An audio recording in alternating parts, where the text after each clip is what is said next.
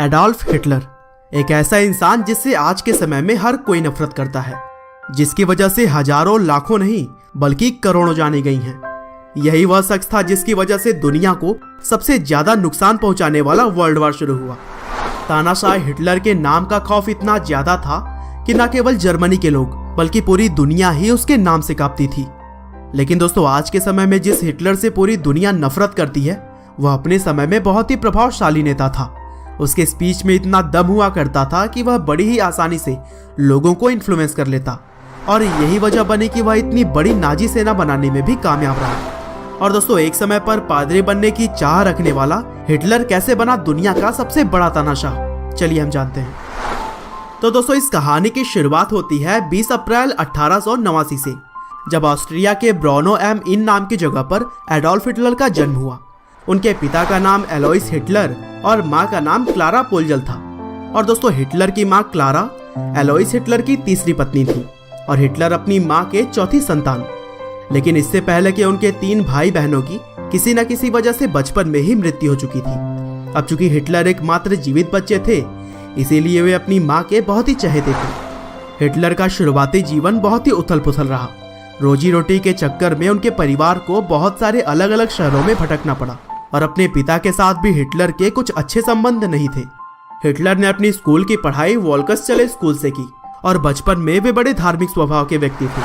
उन्हें चर्च के ग्रुप्स के साथ प्रेयर करना बहुत पसंद था, और इसी वजह से आगे चलकर वे एक पादरी बनना चाहते थे। हिटलर बचपन से ही जर्मन के राष्ट्रवादी सोच से काफी प्रभावित थे, और इसीलिए ऑस्ट्रिया में रहने के बावजूद भी ऑस्ट्रिया की जगह पर जर्मन का राष्ट्रगान गाते थे। आगे चलकर 1903 में हिटलर के पिता की मृत्यु हो गई, और फिर अगले कुछ सालों में उनकी माँ भी चल बसी। अब हिटलर के पास कुछ भी नहीं बचा। वह एक वक्त के खाने के लिए भी मोहताज हो गए थे। अब पेट पालने के लिए हिटलर ने लेबर का काम करना शुरू कर दिया। कुछ दिनों तक उन्होंने पेंटिंग भी बनाई, और पोस्ट कार्ड बेचकर भी उन्होंने कुछ पैसे कमाए। और दोस्तों, लोग कहते हैं कि यही वह समय था जब हिटलर के अंदर यहूदियों के प्रति नफरत पैदा हो गई।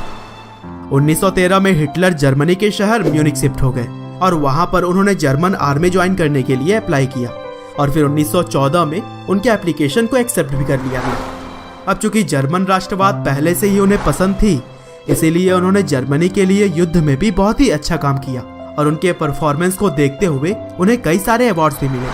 लेकिन आगे चलकर पहले वर्ल्ड वार में जर्मन आर्मी के सरेंडर से उन्हें काफी दुख हुआ, और इसके लिए उन्होंने जर्मन के नेताओं को जिम्मेदार ठहराया। आगे चलकर 1919 में हिटलर ने DAP नाम की पार्टी ज्वाइन कर ली, जो कि जर्मन वर्कर्स की पार्टी थी, और इस पार्टी के लोग यहूदियों के पूरी तरह से विरोधी थे।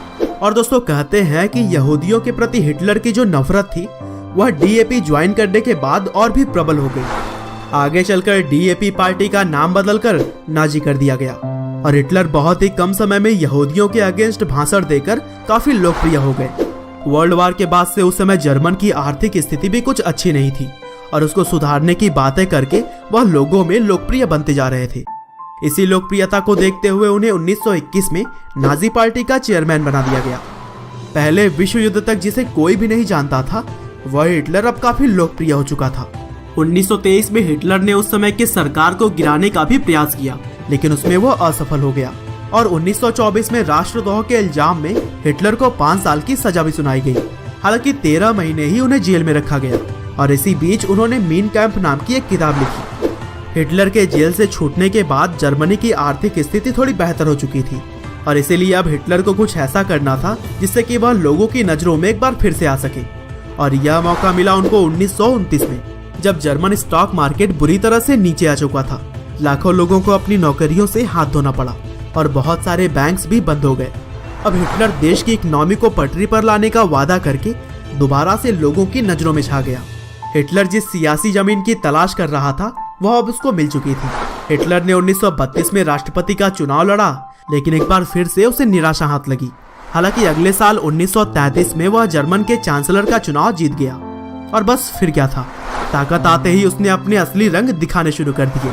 आगे चलकर राष्ट्रपति के मृत्यु के बाद उसने खुद को राष्ट्रपति घोषित कर दिया, और फिर सबसे पहले उसने सोशल डेमोक्रेटिक पार्टी को बैन किया, और फिर इसके बाद से ही यहूदियों के मृत्यु का जो सिलसिला शुरू हुआ, उसने सबको दहला कर रख दिया।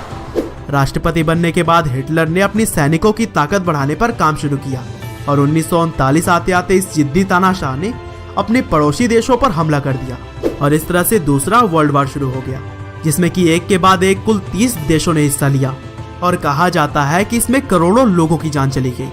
शुरुआती समय में हिटलर की नाजी आर्मी को तो जीत मिली, लेकिन जैसे जैसे समय बीतता गया उसकी ताकत कम होने लगी और हिटलर को भी शायद इस बात का एहसास होने लगा था। 29 अप्रैल 1945 को हिटलर ने ईवा ब्राउन नाम की लड़की के साथ तीसरी शादी की और फिर शादी के अगले ही दिन हिटलर अपनी हार को भांप गया था। दूसरी सेनाएं उसके बहुत ही पास पहुंच चुकी थी और इसीलिए तानाशाह हिटलर ने खुद को गोली मार ली और उनकी तीसरी पत्नी ईवा ब्राउन ने भी अपनी जान दे दी। और दोस्तों, हिटलर की आत्महत्या के बाद से दूसरा विश्व युद्ध भी खत्म हो गया। कहते हैं कि आदमी कर्म से बड़ा होता है, लेकिन हिटलर के कर्मों की वजह से दुनिया में उसको 20वीं सदी का सबसे बुरा व्यक्ति माना जाता है। तो दोस्तों, यह थी कहानी दुनिया के सबसे बड़े तानाशाह हिटलर की। आपका बहुमूल्य समय देने के लिए बहुत बहुत धन्यवाद।